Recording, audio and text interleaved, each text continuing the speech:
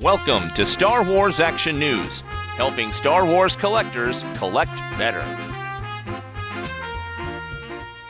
But a lot of people have been writing in, asking about Celebration, people going to Celebration for the first time, and we've talked in the past and done con survival guides. We did it, I think, before Celebration 5, but that's hard to believe that that's a long time ago in a podcast that we were doing far, far away. It was a long time ago, and I think that if you don't regularly go to cons, I mean, I spend probably my time at least one con a month each year. On average, yeah. On average. And sometimes I hit 2 and 3 a month, and sometimes it's every weekend, and sometimes it's, maybe 6 weeks between. But I've got a lot of conventions, and I do it not just for this, but I do it for my day job too. And there's some things you need to know to survive a convention, whether you're walking around, looking at stuff, buying things, or standing in a booth all day. So we thought, what better place to talk about conventions than to go to one?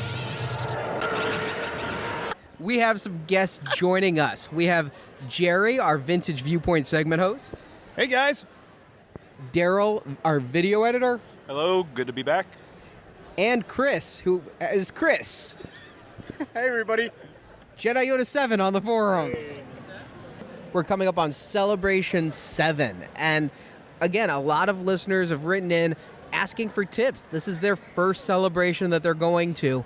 And I've been talking on Twitter to some people. They're like, how bad are the lines? How does this compare to San Diego Comic-Con? So how can you maximize your enjoyment at Celebration? What are the things you can do in order to have fun? And Marjorie and I have given this presentation. We call it a bottle of water and a plan at a couple of celebrations. We're not giving it this time because we're running the Collectors Lounge, but I thought we'd kind of go through some of the things and also get the feedback from, because everybody here has been at multiple celebrations, to get your thoughts on what we might be able to improve and get right. And I think perhaps the most important thing, shoes. Good shoes, appropriate footwear. I feel so sorry for the 501st in those boots. I have never talked to a 501st member who hasn't complained about their feet. Yeah, I mean, that's the thing people need to realize. You could potentially be on your feet all day. Maybe you find a little patch of floor to sit on briefly. If you're in line or something, maybe chatting with people, sit at a table like we are right now. But if you're standing in line, you're walking around the floor, you're going back and forth, because I don't know what the facility in Anaheim looks like, but particularly in Orlando, I mean, that was a huge building. You could be potentially going from one side of the building to the other to get from event to event. So you're going to be walking a lot. This isn't the time to break out your, new shoes, dress shoes, which I'm not sure why anybody's doing that, but I'm saying you got to be ready to be comfortable and walk a ways. I'm a huge fan of rotating shoes, and I will often bring a couple pairs of tennis shoes and rotate them out. Like one day I'll wear one pair, then go back to another pair the next day, because that seems to keep my feet from getting comfortable and wear spots if I wear the same shoes for a few days and doing a lot of walking and standing. That seems to help out a lot. And I also have a little foot care kit that I carry with me with moleskin, which you can put on your foot if there's any raw spots, and it'll keep your shoe from rubbing against it. It's like a smooth surface. And I always carry Neosporin and blister packs. Yeah, and this was something Marjorie had to learn after a number of conventions. This is not the time for fashionable footwear. This is not the time, because those are cute shoes, to put those on. You should be looking at what can you walk 15,000 to 20,000 steps per day in, not what looks sexy on your feet. And I think I want to reiterate something that Jerry said. Do not wear brand new shoes. I have done it. It is not worth it. Make sure your shoes are broken in before you go. I usually buy a pair about 2 weeks ahead of time, because you also don't want to wear shoes that are just so broken in that they're not going to give you support, they're not going to give you padding. So usually about 2 to 4 weeks before a con, I'll buy a pair, wear them every day until the convention. So they're broken in, my feet are used to them, they're used to my feet, and then you've got that. But it goes above your ankles too. I mean, just overall, you've got to think about the weather and the proper clothing, because the key is removable layers, I think. Right now in this convention center, I'm a little bit chilly. It's a little cold in here. It can be warm outside. It is warm outside. It's a gorgeous day. First real nice day we've had this year. But in a convention hall, It can go from hot to cold depending on what room you're in, how many people are in there with you. And despite being California and Los Angeles, everybody thinks nice. Our first celebration party was outdoors at night in Celebration, and you've never seen so many people huddle around torches for warmth as we did that night. It gets chilly after dark in Los Angeles. It does. It's not all sunshine there all the time. Temperatures do plummet, and it gets cold. For layers, like I'll wear a jersey knit, like sweatshirt type of thing, not like a full-on sweatshirt, a t-shirt, and guys really can't wear them. I guess you guys can wear what's called shants, which are between shorts and pants, like the long shorts. Those are the shorts that go just below the knee. They're nice, they're baggy. They're kind of like cargo shorts. You get a lot of pockets to put things in. Some other stuff you're going to want to carry with you. A good bag. I just mentioned carrying stuff with you. Think about this. You're going to be buying stuff, especially men. Women often will have purses, but men, where are you going to put your stuff? Okay, you don't need a purse. I'm just going to tell you right now, get yourself a little wristlet, a little day wallet or something. Screw your purse, leave it at home. You don't need it. It's extra baggage. You can't put anything in it.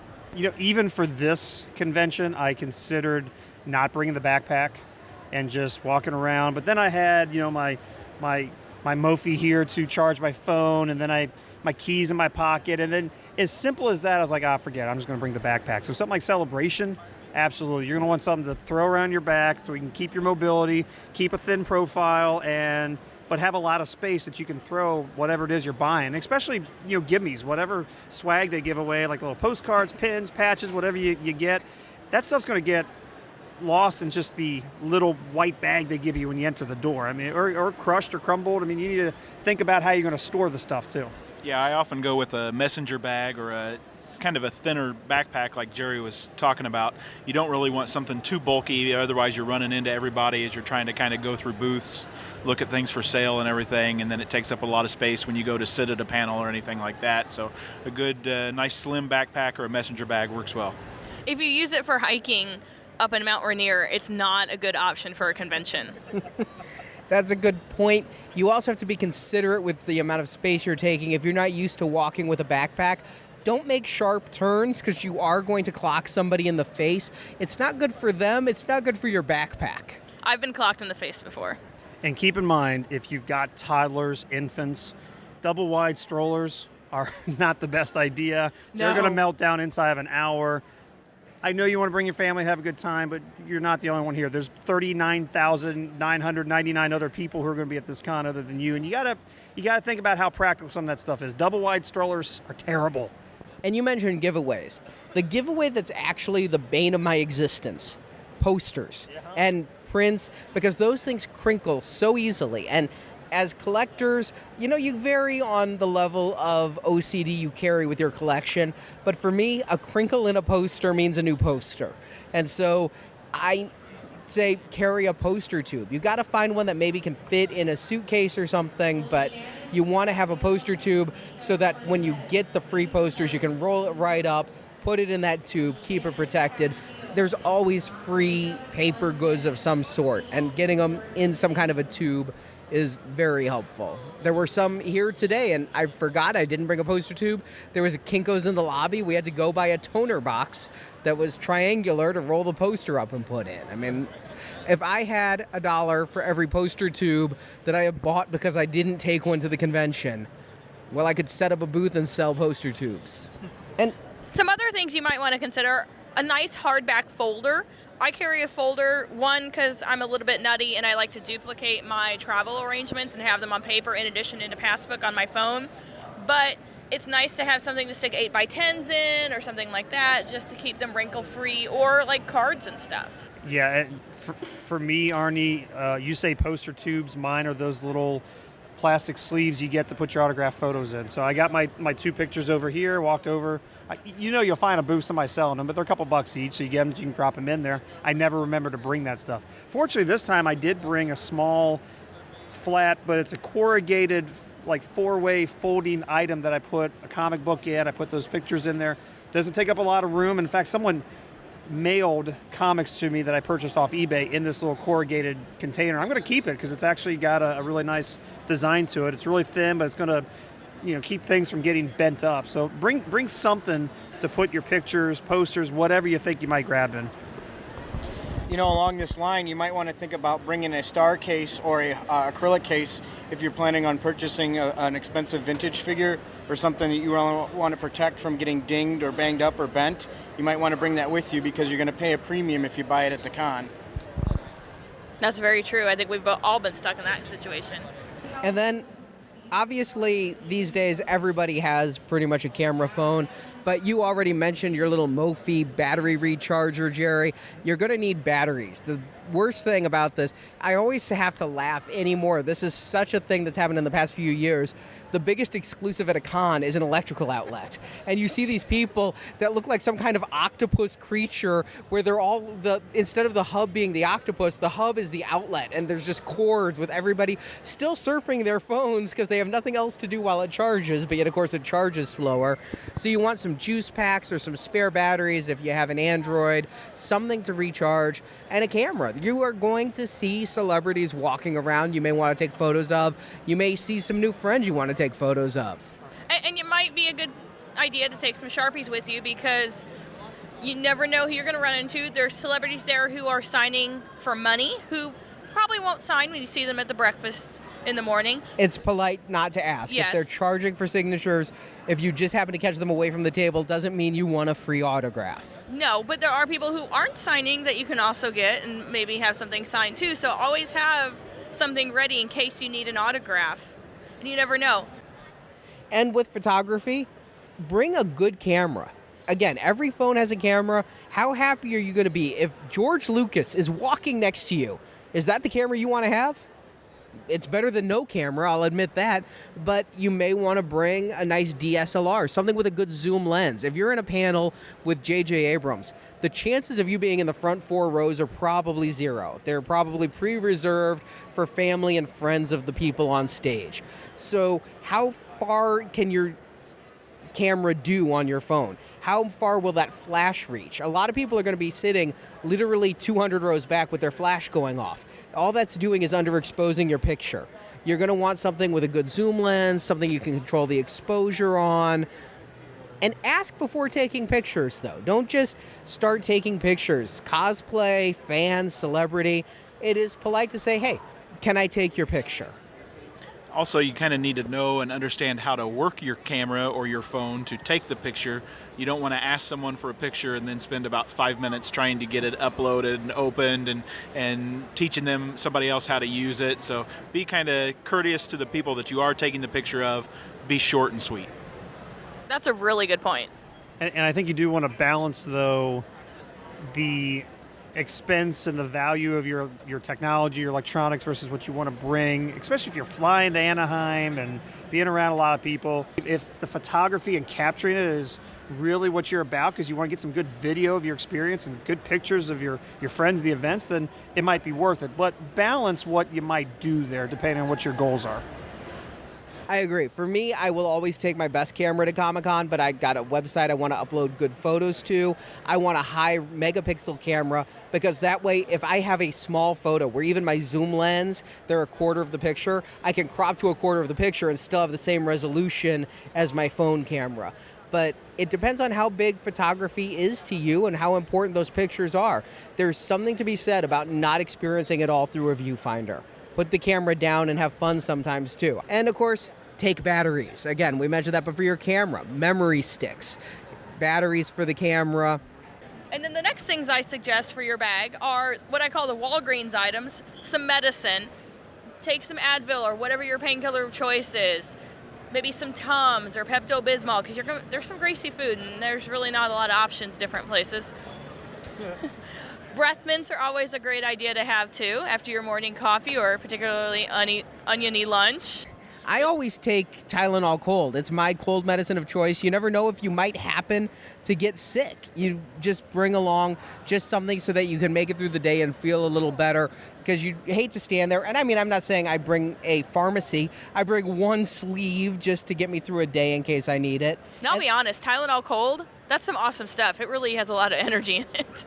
And then to try to avoid getting sick, hand gel. I hate to say be like Monk, the Tony Shalhoub show, but be like Monk, the Tony Shalhoub show. If you shake someone's hand, I don't care how famous they are, hand gel.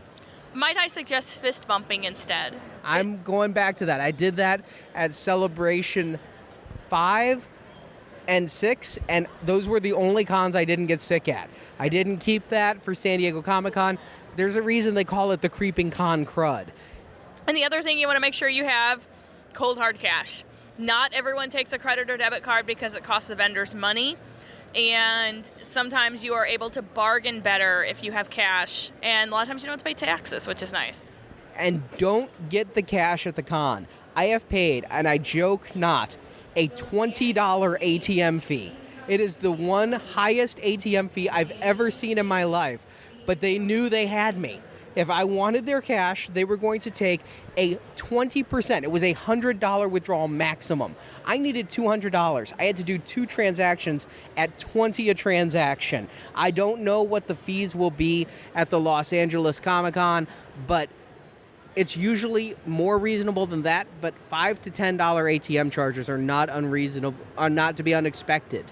I mean, that's a loan shark level of fees. But 2, I find it conventions that the ATMs get dry really quick too. So I mean, there are probably 2, maybe 3 that we're looking at just from where we're sitting, and I wonder if they're, if they're stocked, because people are. This one's right by the autograph, and the autographs in the photos are cash only. So I wouldn't be surprised if they're empty. The other thing with carrying cash is you usually have more negotiating power with cash than you do with the card. So they're going to negotiate with you a little bit more if you're going to pay cash versus the card, whereas Marjorie mentioned they have a fee that they have to pay, or they'll charge you a minimum purchase if you're going to use a card. Some of the longest lines are at ATMs as well. You can see people just waiting hours just to get some cash out. Been there, done that. So I think along with the budget, you need to have a list of what you're looking for, and maybe the top 10 items you're looking for, or something like that. And then there's going to be those pieces that catch your eye, but have a list so you know what you're shopping for on the show floor. And know the prices. What is the fair price? Again, are you buying it there because you're in Celebration and a complete Star Wars hype, or are you really getting a bargain? Well, and know your prices ahead of time. I usually go to eBay completed and kind of get an average there, what actually sold, and I factor in shipping. Do not count on the fact that you'll have good cell signal or data inside the convention center, because I've been in many convention centers like New York where you walk 3 feet in the door and you've got nothing. Your phone actually says no service. So you need to know that stuff ahead of time. And I really can't say enough great things about an app called Google Keep. It makes a list. You can itemize it. You got check boxes. You can keep all kinds of information. You can share it. It's wonderful. Keep a list of those things. And I think, Arnie, that's good advice for you, too. I was going to say, too, we're talking about budgets. Don't forget to budget in your food, because that's going to be a decent expense while you're out there. You've got to eat, and whether you're eating on the convention site or off-site, that's going to be an expense that you need to account for. And that's why we called our presentation A Bottle of Water and a Plan. Bring your own water. You're going to get dehydrated. You're going to get thirsty. You can either hit a local convenience store and buy a bottle of water for $1, or you can be at the convention center and buy a bottle of water for $4 or $5. And the same for sodas, the same for food. We're pretty much fans of bringing, portable snacks versus having to buy something there. You have better choice you can bring with you. Smart snacks. You want things that are going to give you energy. The magic combo, protein and fiber. Some great things are like an apple and a cheese stick. Easy to carry. A lot of people have like nice little thermal bags for lunches. Great to stick in there. Folds down. I do a lot of protein bars. Those are really good and keep you full and keep you sustained, so you've got the energy to do what you need. Snack bags and nuts. Those are really good too to have on hand, and they're not much weight on your back. Those are good. Fruit roll-ups kind of give you a little bit of sugar energy. But I highly recommend stopping at like a Walgreens or a Walmart or something and picking up some water. And if you can't stop, if you're coming in, I have found, and I'll try and get the link on the forums, but I have found some grocery store services that will deliver to hotels. So you could order ahead of time and have it delivered to your hotel and pay for it ahead of time. So that's smart. So if you don't have a car, you can just have it delivered to your hotel. You don't have to have the extra expense at the convention center, and you're set. I think we'll be using that in Anaheim. I was gonna say that's pretty high end. That's like royalty right there. Yeah, and sometimes it's worth it. I mean, if we're running late for a convention, it'll be like, do you want to stop for water? Forget it. We'll just pay the $4 water fee. Let's get to the con. Let's get in the line. Let's get what we need. But if you have the time to grab just a bottle of water, it can go a long way. And yeah, you don't want to just make yourself ill on the greasy food there. Sometimes, especially if you have a food allergy or a restricted diet, you're going to need to plan ahead like that.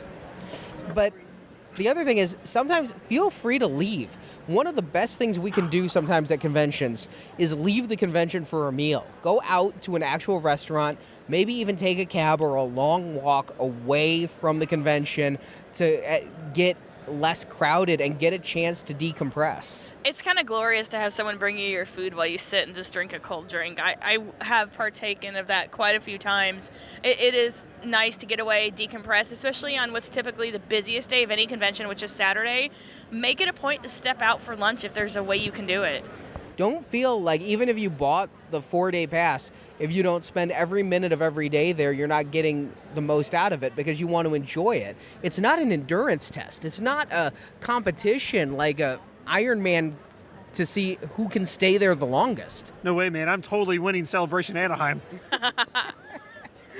One thing we've done at C2E2 with Chris and his wife Sarah is we've used Grubhub. And Daryl, remember we got Grubhub and we ordered food and sat in our hotel room and ate, and it was awesome because it was quiet. We took our shoes off and we just kind of chilled. And just a note on cosplay. Celebration is definitely the place to wear your Star Wars fandom quite literally on your sleeve. And we have talked in the past, you may not want that Target, the 9 different facial expressions of Darth Vader shirt if you don't want to wear the same shirt as everybody else. But there's no way that shirt I bought at Kohl's, anybody else owns that.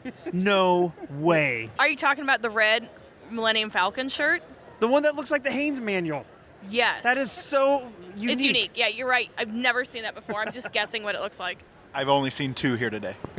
And that's in a tiny con you've seen too. That's a slow day. But you know what? It's fine if you're wearing the same shirt as everybody else. It really is. It's You're a sign a special of fandom. snowflake. But I just want to give a word out about cosplay. You can wear any costume you like. There will be 1,000 Slave Leias. There are going to be the best stormtroopers in the world. I remember this very building we're recording this in, seeing the 501st for the first time, okay? Now, keep in mind, I was like a 27-year-old man, and yet I was afraid because stormtroopers were telling me where to go and what to do. And it was really, I didn't know how ingrained in my psyche it was that if stormtroopers give orders, you follow it. Do you remember we went to Celebration, and so we were so entrenched in this, and they were awesome and everything, and then we went to Star Wars Disney for the Star Wars weekends, and we were so disappointed in the Disney costumes because they were on such a level below, like somebody's grandma made them is how I would compare them to actual 501st costumes. Yeah, the 501st are screen accurate, and I mean, there's a reason why when they did that parade, Lucasfilm called the 501st and said march instead of calling their own costume department and get people to march. So you can go out there and wear any costume you want. Just wear it proudly, but know you're going to be going out and standing next to some of the best on Earth. So if you're wearing that Ruby's costume that looks really good in your house or at a convention like the one we're recording this in, it might not hold up quite as well at Celebration. And you know what? More power to you for wearing it, and I support you wearing it, whatever you get joy out of doing to show your fandom of Star Wars. But not all fans are going to be that supportive, and you might hear a snarky comment here or there, and it's unfortunate, but it's a fact of life, and I'd hate to see that ruin somebody's experience because they're wearing the Ruby's costume and having fun, and somebody goes, they're next to the 501st, you know, they just bought that off a rack. You know, so it's something to keep in mind, is there is that level of, and they're not intending to be mean, they're just other fans like you, but they're comparing an apple to an apple in that situation. And finally, the last thing, if you do buy too much, something we've had to do at so many conventions we've talked about on the show, ship your stuff home. There's baggage fees if you go and you have an extra suitcase and your flow had to fly there. So think about looking at where the nearest FedEx is, the nearest UPS, or the post office is often the cheapest to ship at. And we've actually started taking broken down boxes and packing tape with us, and that way we have our own boxes there. But you can go up to a lot of the vendors or even read themselves in that main store. They're breaking down boxes and taking them out by the truckload. Say, hey, you got a couple boxes I can have and put back together and use them. You're just not going to have the structural stability in a box that's already been cut down that you'd have in a brand new box. And then, of course, on Saturday night, this is the time you're going to want to actually, you may be bringing home a suitcase full of collectibles, but you might want to bring a suitcase full of collectibles because there is the swap meet going on as part, it is officially part of the collecting track, taking those hotel sales and bringing it to a swappable area. And you can bring as much as you carry.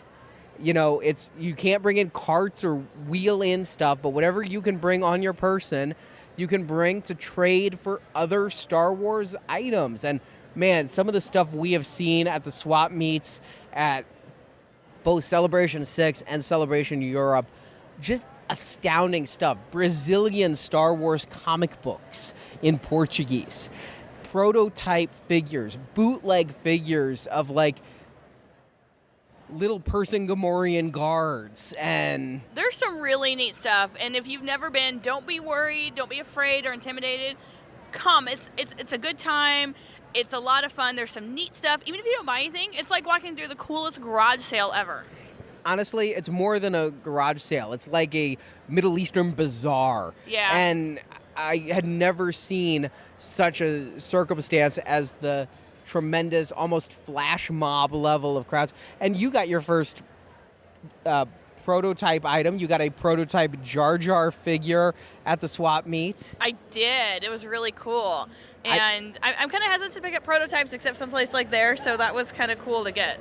I mean, you're going to have some of the most ardent Star Wars collectors in the world bringing things that they want to part with, and then you just need to have something that they want. And you never know. Sometimes those requirements are really low. The Brazilian magazines, they had really low trading requirements versus the prototypes, which were medium. I was able to swap for some vintage, still in shrink wrap Yoda's underoos, which for some reason is acceptable, but yet Episode 3 logo underwear is not. A big difference. You're absolutely right about that.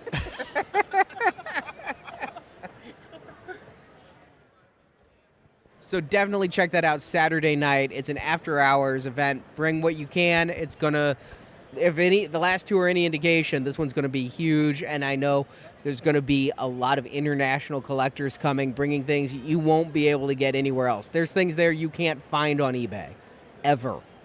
So check that out if you want a once-in-a-lifetime collectible. But have fun. I mean, that's the most important thing. Don't go to Celebration and not have fun. Whatever it takes to make that time fun for you. If it's only going for 4 hours a day, if it's sitting in line for 8 hours a day, whatever is going to make it fun for you, do that, because this is supposed to be an enjoyable vacation. Thanks for watching this video. You can see full episodes of Star Wars Action News with more collecting news and reviews at swactionnews.com. We also have thousands of toy and collectible photos in our photo gallery. If you enjoyed this video, please subscribe to our YouTube channel. May the pegs be stocked and the Force be with you.